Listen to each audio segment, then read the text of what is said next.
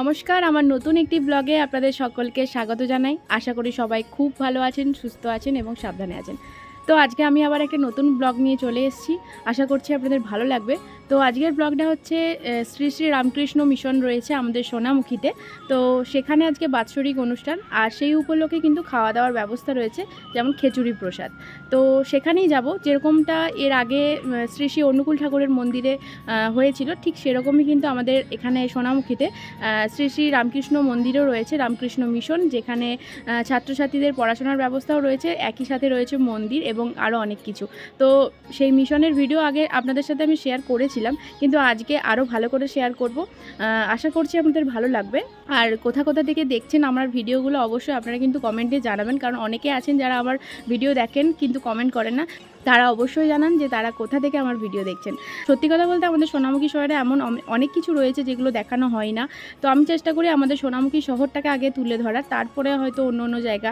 তো তাও যেখানে যখন যাওয়া যায় সেগুলোতে যাই, তাও চেষ্টা করি সোনামুখীটাকে আগে তুলে ধরার। তো আজকে সেই রকমই একটা ব্লগ নিয়ে এসেছি। সোনামুখী শ্রী শ্রী রামকৃষ্ণ মিশনে যাব, আর সেখানে গিয়ে দেখাবো আপনাদেরকে যে আজকে অনুষ্ঠান কিভাবে হচ্ছে আর সেখানে কি কি রয়েছে আমাদের রামকৃষ্ণ মিশনে। তো সব কিছু আপনাদের সাথে শেয়ার করব। আশা করছি আপনাদের ভালো লাগবে। আর যদি ভালো লেগে থাকে তাহলে অবশ্যই চ্যানেলটাকে একটা সাবস্ক্রাইব করে দিয়ে যাবেন, আর পাশে থাকা বেল আইকনটা বাজিয়ে দেবেন, আর ভিডিওটা শেষে একটা লাইক করে দেবেন। তো চলুন দেখতে থাকুন আর সাথে থাকুন। বেরিয়ে পড়ি এবার।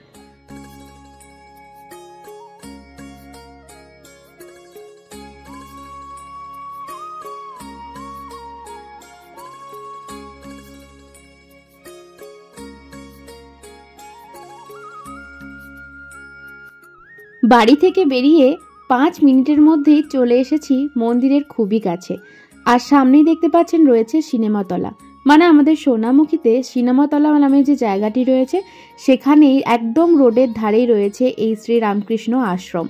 যে রোডটা সোনামুখী বর্ধমান রোড, মানে এক কথায় বলতে গেলে বাঁকুড়া বর্ধমানের যে মেন রোড, সেই রাস্তার ধারেই। আর ওই যে ওইদিকে দেখতে পাচ্ছেন বাঁ দিকে পুরো সোজা রোড চলে গেছে বর্ধমানের দিকে। তো চলুন এবার আমরা ভেতরে যাব এবং পুরো মন্দিরটা একটু ঘুরে দেখব এবং আপনাদেরও দেখাবো।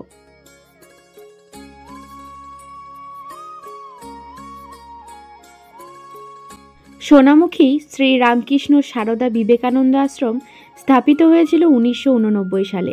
ঠিক তার পর থেকেই একটু একটু করে উন্নতির দিকে এগিয়ে চলেছে এই আশ্রমটি। আজকে বার্ষিক সাধারণ উৎসব উপলক্ষে মন্দিরটি কিন্তু খুবই সুন্দর করে সাজানো হয়েছে। বেলুন, ফুল, লাইটিং কোনো কিছুই বাদ নেই। মন্দিরে ঢোকার পরেই ডান দিকে রয়েছে বিবেকানন্দ ভবন, যেখান থেকে মন্দিরের সমস্ত তথ্য অনায়াসে জেনে নেওয়া যায়। আর মন্দির বিষয়ে যে কোনো ধরনের বই এখান থেকে সংগ্রহ করা যায়। তাছাড়া মূল মন্দিরের গর্ভগৃহ কোনো কারণে বন্ধ থাকলে এখান থেকে পুজো আরতি কিন্তু হয়ে থাকে। মন্দিরে ঢোকার মুখেই ঠিক বাঁ দিকেই রয়েছে একটা সাইকেল স্ট্যান্ড বা গাড়ি স্ট্যান্ড, যেটাই বলবেন আপনারা। এখানে কিন্তু সমস্ত রকম পার্কিংয়েরই ব্যবস্থা রয়েছে। চলুন সামনের দিকে এবার যাব এবং মূল মন্দিরে আপনাদেরকে নিয়ে যাব। তার আগেই সামনেই দেখতে পাচ্ছেন প্রচণ্ড ভিড়, অর্থাৎ এখানে কিন্তু প্রসাদের খাওয়া দাওয়ার ব্যবস্থা শুরু হয়ে গেছে। মানে সবাই কিন্তু দেখুন লাইন দিতে শুরু করে দিয়েছে, আর পুরো লাইনটা কিন্তু চলে গেছে একদম ভেতর অবধি, যেটা আপনাদেরকে একটু পরে নিয়ে যাব। তার আগেই আপনাদেরকে একটু দেখিয়ে দিই মন্দিরে যেতে যেতে কি দেখতে পাচ্ছি। বাঁ দিকেই রয়েছে একটা বুক স্টল, যেখানে রয়েছে শ্রী রামকৃষ্ণ পরমহংসদেব, মা সারদা এবং স্বামী বিবেকানন্দের অসংখ্য বই।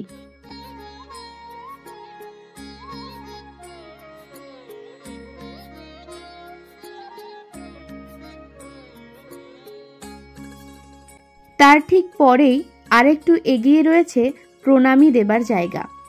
আপনারা হয়তো বুঝতে পারছেন এগুলো কিন্তু সবই উৎসব উপলক্ষেই করা রয়েছে। চলুন এবার যাব মূল মন্দিরে। ডান পাশেই দেখতে পাচ্ছেন রয়েছে মূল মন্দির, যে জায়গাটার সামনেটা কিন্তু প্রচণ্ড ভিড়, কিন্তু চিন্তা করার কোনো কারণ নেই, আপনাদেরকে ভিড় ঠেলেই নিয়ে যাব।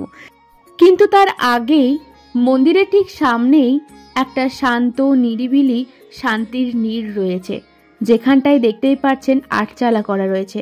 আর রয়েছে মা সারদা দেবীর একটি খুব সুন্দর ছবি, যেখানে মালা পরানো রয়েছে, আর পুরো জায়গাটা ফুল দিয়ে গাছগাছালি দিয়ে সুন্দর করে সাজিয়ে তোলা রয়েছে।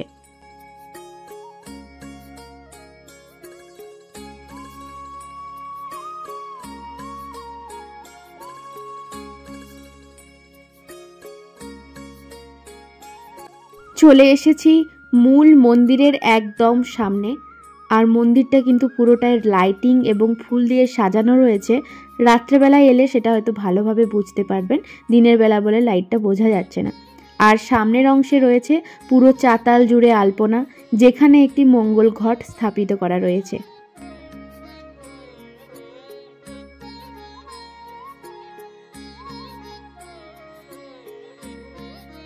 চলুন মন্দিরের ভেতরে যাই এবং প্রণামটা আগে সেরে ফেলি। মন্দিরের ভেতরে আপনারা আসলেই বুঝতে পারবেন খুবই শান্তির একটা জায়গা। ওই যে দূরে দেখতে পাচ্ছেন ঠাকুরের ছবি, তো চলুন নিয়ে যাই আপনাদের। সামনেটা কাঁচ দেওয়া রয়েছে আর পুরো ভেতরটা ফুল দিয়ে ফুলের সাজে সাজানো রয়েছে।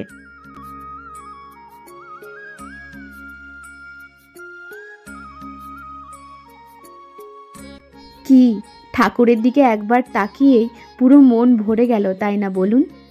আর এইদিকে পুরো মন্দির প্রাঙ্গণ জুড়ে বিভিন্ন সময়ে বিভিন্ন মহারাজদের ছবি দেওয়া রয়েছে।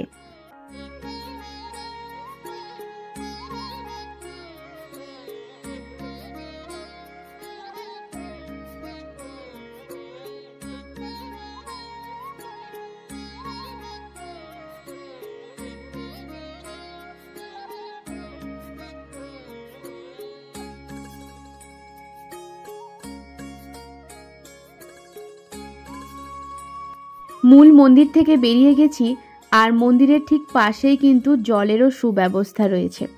চলুন মন্দিরের পাশেই যে মাঠটাকে ঘিরে এখন বিভিন্ন ধরনের অনুষ্ঠান হচ্ছে সেখানটায় যাব। দূরে দেখতে পাচ্ছেন পুরো ক্লাসরুমগুলো মাঠটাকে ঘিরে রয়েছে। এই কথাই পরে আসছি, তার আগে বলি সামনেই দেখতে পাচ্ছেন এত ভিড়। হ্যাঁ, সবই ভক্তবৃন্দদেরই ভিড়। আসলে সামনের ওই ছোট্ট মতো মঞ্চটায় একটা খুব সুন্দর অনুষ্ঠানের মতো হচ্ছে, যেখানে সবাই নিজেদের মতো বক্তৃতা দিচ্ছেন এবং ঠাকুরের সম্বন্ধে দু চার কথা বলছেন এবং কেউ কেউ তো গানও করছেন, যেটা সত্যি অপূর্ব সুন্দর লাগছে। আর দেখুন ঠাকুরের ছবি রয়েছে, যেখানটা কি সুন্দরই না লাগছে। এই রামকৃষ্ণ মিশনে কিন্তু কেজি 1 থেকে ক্লাস 4 অবধি ছাত্রছাত্রীদের পড়ারও ব্যবস্থা রয়েছে। এটা হয়তো অনেকেই জানেন এবং বাঁকুড়ার অন্যান্য যে বিভিন্ন প্রান্তে এইসব মিশন রয়েছে সেখানেও হয়তো রয়েছে। আমাদের এখানেও কিন্তু সেই একই ব্যবস্থা রয়েছে।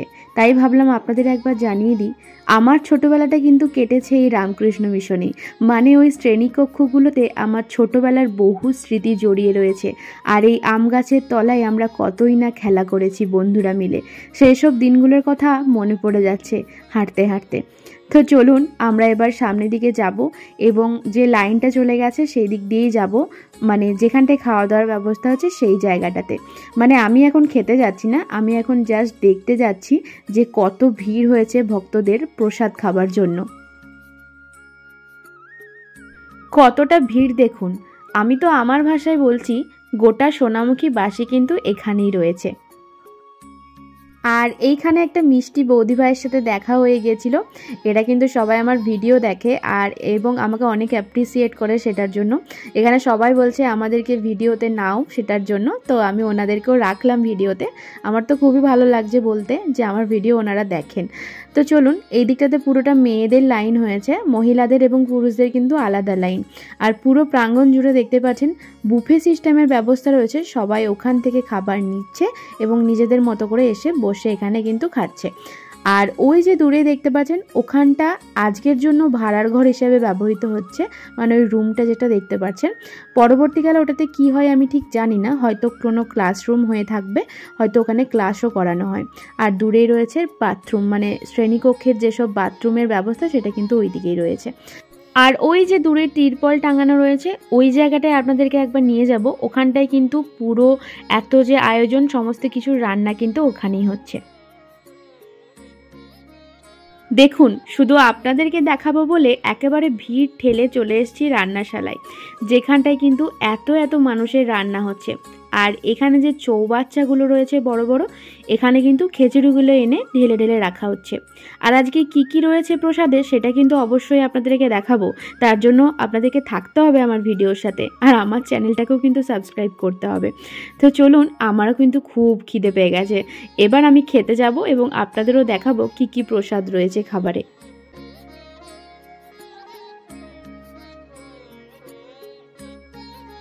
ডান দিকেই দেখুন একটা লাইন চলে যাচ্ছে, এটা কিন্তু একদম মন্দিরের সামনের রাস্তাটা যেটা দিয়ে আমরা এলাম। তো তার পাশে একটা ছোট্ট মতো বাগান রয়েছে, যেটা সম্পর্কে না বললেই নয়, তাই আগে ওই বাগানটাই চলে এলাম। তো এখানের পুরো বাগান জুড়ে কিন্তু দেখুন ফুল গাছ লাগানো রয়েছে এবং রয়েছে বিভিন্ন ধরনের ফুলের গাছ, ফলের গাছ, আরও অনেক কিছু। আর ওই যে দূরে একটা রুম দেখা যাচ্ছে, ওখানে আপনাদেরকে একবার নিয়ে যাব। তো দেখুন পুরো চারপাশটা কিন্তু পরিষ্কার, আর সব কিছুর জন্যই কিন্তু এখানে লোক রাখা হয়েছে। দূরের ওই যে রুমটা দেখতে পাচ্ছেন, এখানে কিন্তু মহারাজরা যখন আসেন ওখানে ওনারা বিশ্রাম নেন। আর এখনও কিন্তু মহারাজ এসেছেন এবং ওখানে বিশ্রাম নিচ্ছেন। এই যে দেখুন মূল মন্দিরের একদম পাশেই দেখুন গেট দিয়েই এখানটায় আসা যায়। এখানটাও কিন্তু খুবই শান্তির জায়গা। ছোটোবেলায় কিন্তু আমরা এখানে এসে টিফিন করতাম, মানে টিফিনের সময় পেলেই আমরা চলে আসতাম এইখানটায়। তো চলুন, এখন চলে এসেছি একদম পেছনে, মানে লাইন দিতে হচ্ছে, যেটা আপনাদেরকে প্রথমেই বলেছিলাম। মেয়েদের লাইন কিন্তু একদম গেট থেকে শুরু হয়ে গিয়েছিল। আর কথা বলতে বলতে আমরা অনেকটা কাছে চলে এসেছি। আর ওই যে সামনেই দেখতে পাচ্ছেন বাঁ দিকে পুরুষদের লাইন।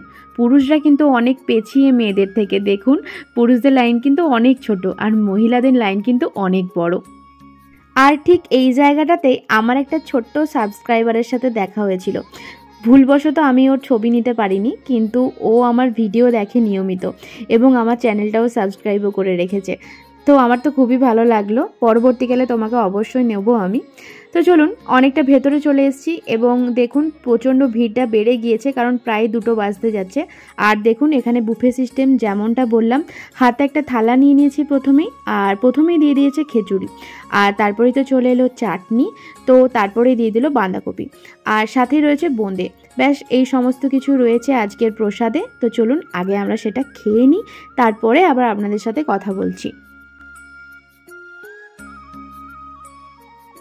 খাওয়া শেষে হাত ধোয়া হয়ে গিয়েছে।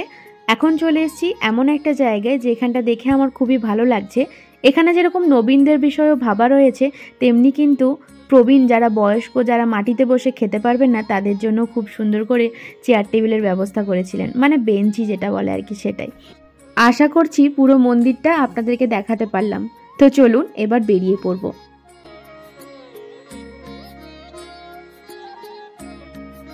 আজকের ভিডিওটা ছিল এই পর্যন্তই। আশা করছি আপনাদের ভালো লেগেছে। আর যদি ভালো লেগে থাকে তাহলে তো আর আপনাদেরকে বলতে হবে না, চ্যানেলটাকে সাবস্ক্রাইব করে দেবেন, লাইক করে দেবেন ভিডিওটাই। আর পরবর্তী ভিডিওগুলো যেগুলো আসবে সেগুলোও আশা করছি ভালো হবে আর আপনাদের ভালো লাগবে। তো চলুন দেখতে থাকুন আর সাথে থাকুন, আর ভিডিওগুলো লাইক করতে থাকুন আর চ্যানেলটাকেও সাবস্ক্রাইব করতে থাকুন। দেখা হবে পরবর্তী কোনো একটা নতুন ব্লগে। ততদিনের জন্য সবাই সুস্থ থাকুন, ভালো থাকুন এবং সাবধানে থাকুন। টাটা।